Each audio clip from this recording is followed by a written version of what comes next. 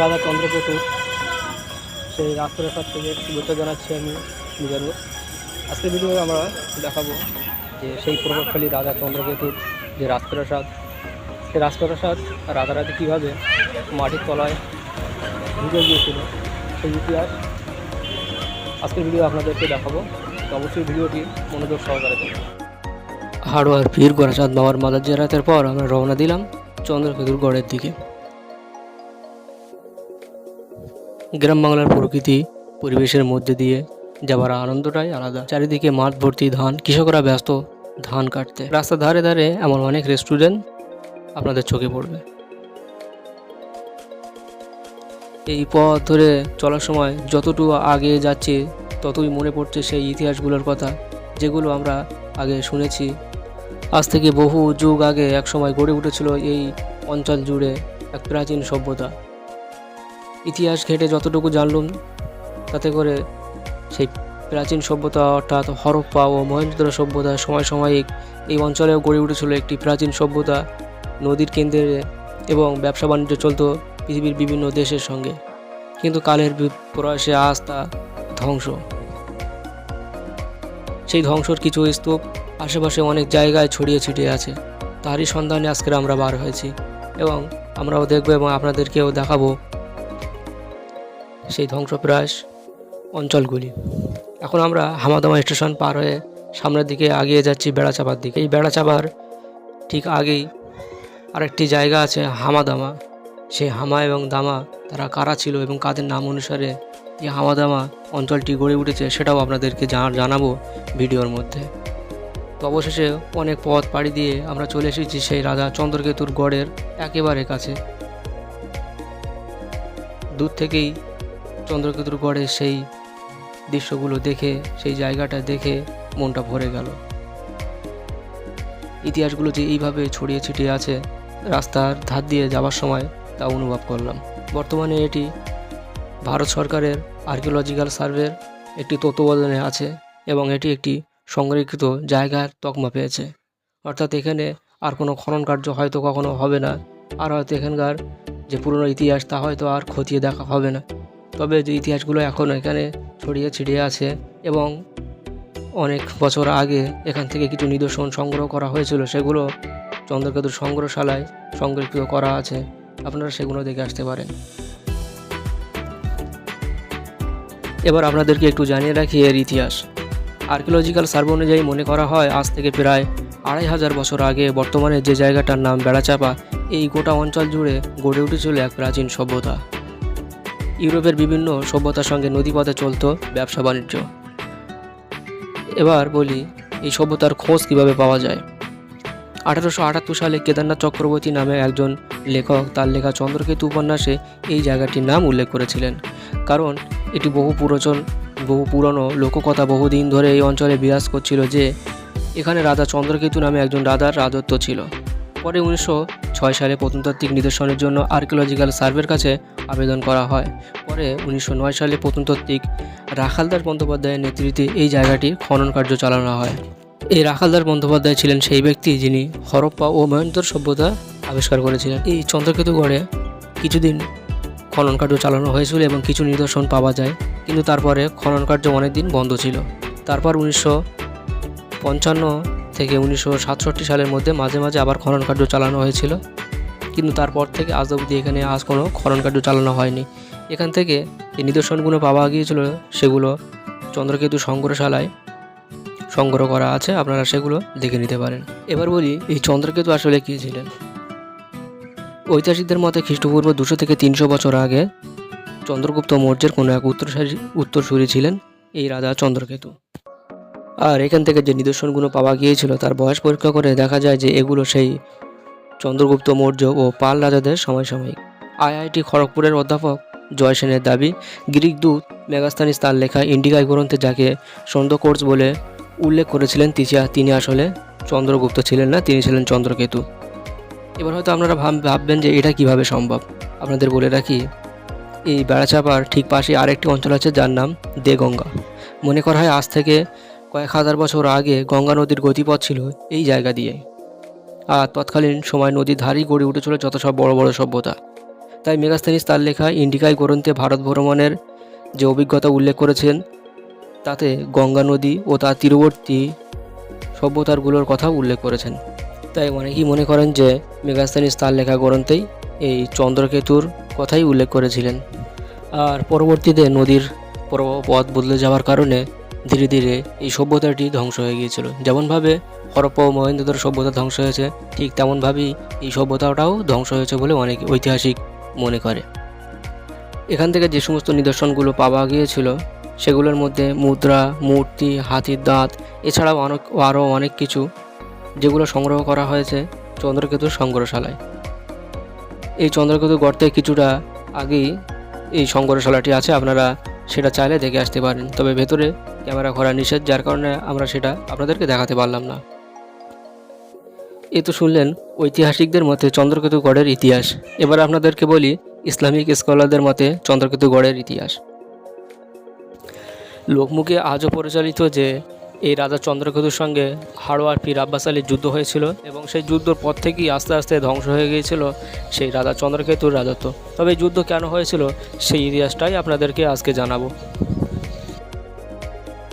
আপনাদের জানিয়ে রাখি যে 1300 খ্রিস্টাব্দে নাগাদ পীর আব্বাস আলী ওরফে গোরাচাঁদ বাবা পশ্চিমবঙ্গের উত্তর 24 পরগনা জেলায় অর্থাৎ এই অঞ্চলের দিকে এসেছিলেন ইসলাম প্রচার করতে শাহজালাল রহমতুল্লাহ আলাইয়ের নির্দেশে।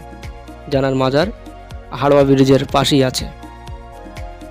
পীর আব্বাস আলীর জীবনী সম্পর্কে একটি সম্পূর্ণ ভিডিও আমাদের চ্যানেলে দেওয়া আছে, আপনারা চাইলে তা দেখে নিতে পারেন।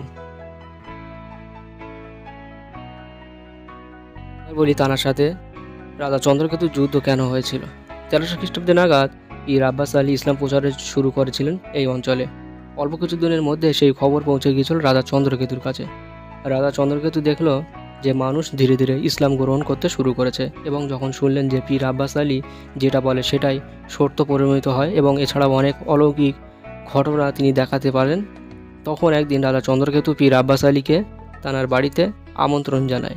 দীর্ঘ সময় আলোচনা ও তর্কের পর রাজা চন্দ্রকেতু বলেন যে সত্যি যদি আপনি আল্লাহর ওলি হয়ে থাকেন, আমার বাড়ির যে লোহার বেড়া আছে অর্থাৎ যেটি পাঁচিল দিয়ে ঘেরা আছে লোহার বেড়া, ওই লোহার বেড়ায় আপনি চাঁপা ফুল ফুটিয়ে দেখান, তাহলে আমি আপনাকে বিশ্বাস করব। তখন পীর আব্বাস আলী হাসতে হাসতে সেই লোহার বেড়ায় হাত রাখে আল্লাহর কাছে ফরিয়াদ করা মাত্রই সেই লোহার বেড়ায় চাপা গাছ হয়ে ফুল ফুটতে শুরু করেছিল। এই দৃশ্য দেখে সবাই অবাক হয়ে যায়, কিন্তু রাজা চন্দ্রকেতু অস্বীকার করলেন এবং জাদুঘর বলে তাড়িয়ে দেয় পীর আব্বাস আলীকে। কিন্তু এই দৃশ্য যারা শশককে দেখেছিল তারা তো আর থাকতে পারেননি, তারা পরবর্তীতে ইসলাম ধর্ম গ্রহণ করে নেয় এবং সেই থেকেই এই জায়গাটির নাম হয়ে উঠেছিল বেড়াচাপা।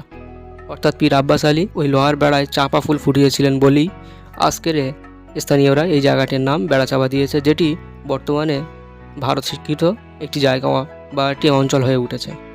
আর রাজা চন্দ্রকেতুর মা প্রথম থেকেই আব্বাস আলীকে বেশ ভালোবাসতেন, তানার কথাবার্তা তানার ব্যবহার তিনি মুগ্ধ হয়েছিলেন, তাই তিনি আব্বাস আলীকে আদর করে গোরাচাঁদ বাবা বলে ডাকতেন। সেই থেকেই আজও স্থানীয়রা পীর আব্বাস আলীকে গোরাচাঁদ বাবা বলেই ডাকেন। এবারে ফিরে যাই আমরা সে মূল ইতিহাসের দিকে।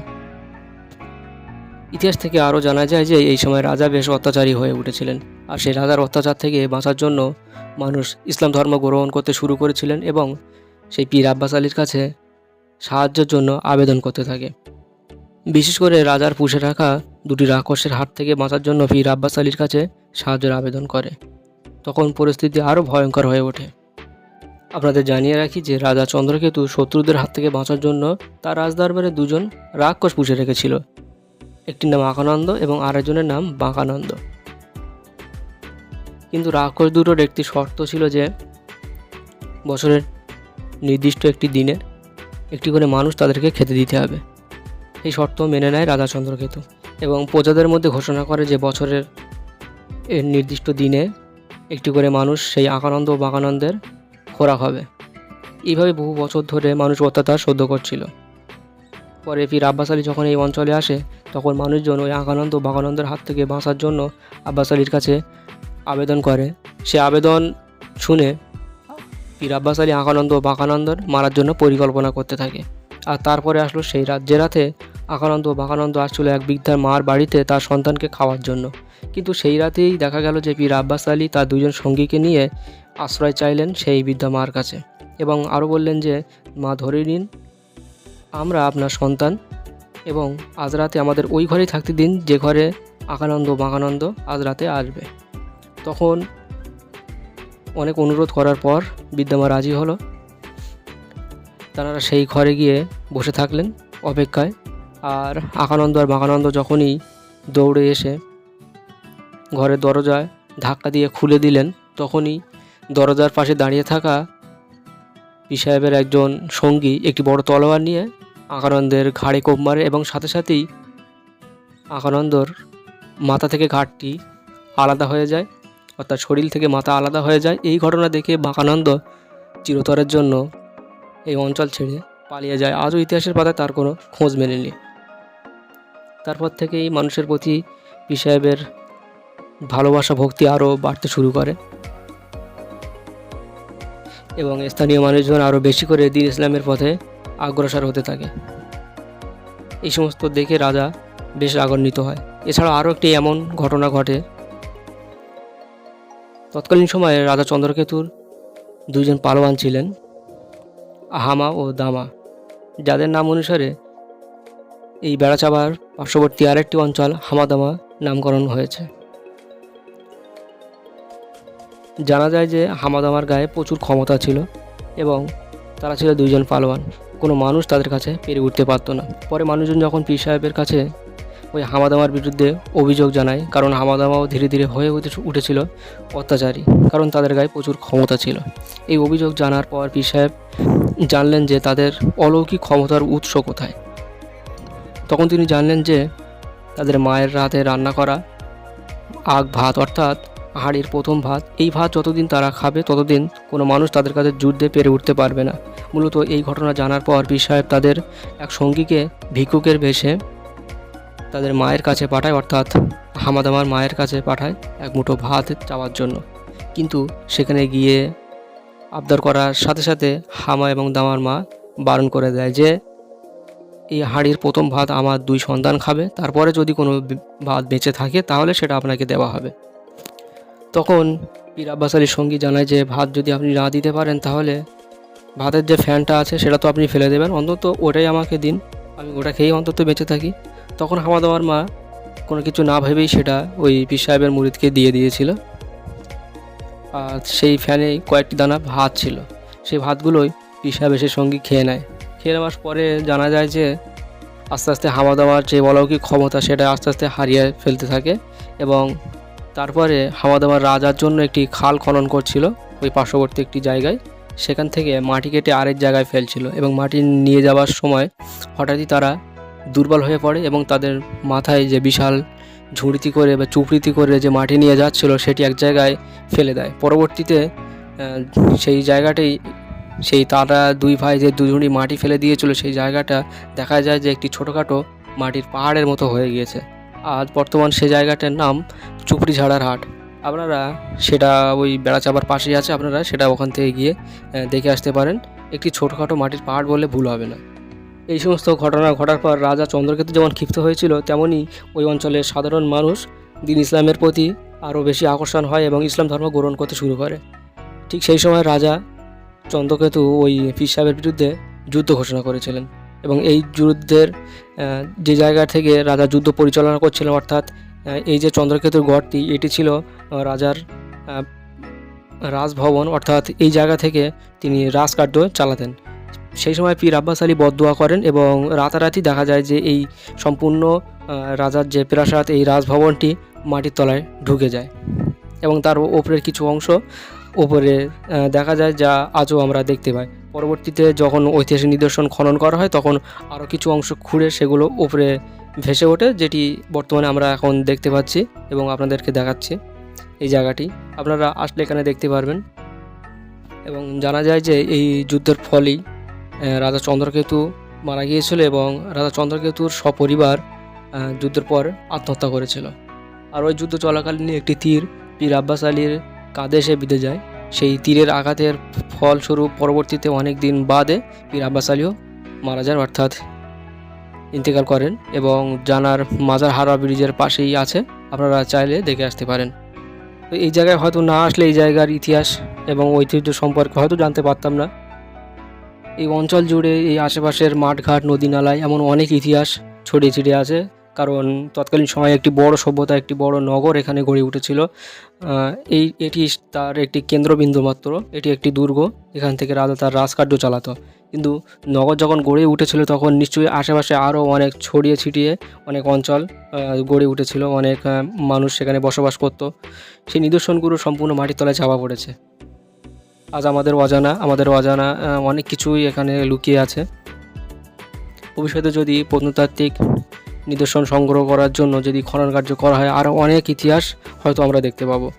তবে আমরাও যেমন এগুলো সংগ্রহ করার কোনো মন মানসিকতা আমাদের নেই, ঠিক তেমনই সরকারের তরফ থেকে কয়েকটি সাইনবোর্ড লাগিয়ে দেওয়া হয়েছে, কিন্তু আরও যে অনেক ইতিহাস এখানে ছড়িয়ে ছিটিয়ে আছে সেগুলো যে উদ্ধার করার কাজ সরকারের করা উচিত ছিল, সেগুলো বর্তমানে হচ্ছে না। জানি না ভবিষ্যতে হবে কি না, তবে আশা রাখবো এগুলো সংগ্রহ করার এবং ভবিষ্যৎ প্রজন্মের জন্য এগুলো সংগৃহীত করে রাখা, যাতে তারাও এসে এই ধরনের নিদর্শনগুলো জানতে পারে এবং ইতিহাসগুলো দেখতে পারে সচক্ষে সামনে থেকে।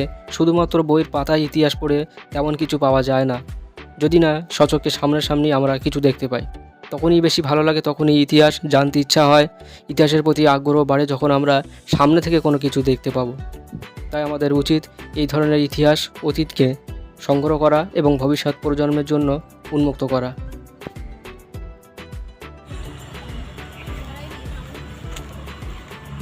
তো এই ছিল রাজা চন্দ্রকেতুগড়ের ইতিহাস। আমরা যতটুকু সংগ্রহ করতে পেরেছি আপনাদের মাঝে তুলে ধরেছি। এই বিস্তীর্ণ এলাকা ইতিহাস যতটুকু আমরা পেয়েছি আপনাদের দেখিয়েছে। এই পুরো ভিডিও জুড়ে ক্যামেরা করে আমাকে সাহায্য করেছে আমার বন্ধু রহমত, এবং এই জায়গার ইতিহাস তুলে ধরতে উৎসাহ করেছেন এবং এই জায়গার ইতিহাস জানিয়েছে আমার শ্রদ্ধেয় শিক্ষক সাহিত্যিক এমডি জহিরুল ইসলাম মিস্ত্রি। রাজা চন্দ্রকেতুগড়ে আসার জন্য আপনি যদি বসিরহাট হয়ে আসেন তো বেড়াচাপার দিকে আপনাকে আসতে হবে। একদম ঠিক বেড়াচাপা বাজারের কিছুটা আগেই এই রাজা চন্দ্রকেতুগড়ের এই জায়গাটি। এবং যদি আপনি কলকাতা হয়ে আসেন তাহলে আপনাকে কলকাতা থেকে ডানকুনি অর্থাৎ হাড়োয়া ডানকুনি যে বাসটা চলে সেই বাস ধরে আপনি এখানে আসতে পারেন। আপনাকে হাড়োয়া হয়ে বেড়াচাপার দিকে আসতে হবে। একদম বেড়াচাপা হাড়োয়া থেকে 10 কিলোমিটার দূরত্ব। অর্থাৎ এসে এই নিদর্শনগুলো দেখবেন এবং আপনাদেরও স্মৃতিতে রাখবেন এবং ঐতিহ্য যারা ভালোবাসেন তারা অবশ্যই চ্যানেলটি সাবস্ক্রাইব করবেন এবং বন্ধুদের মাঝে বেশি বেশি করে শেয়ার করবেন। আজকের এখান থেকে বিদায় নিচ্ছি, দেখা হবে পরবর্তী ভিডিওতে। ভালো থাকবেন সবাই।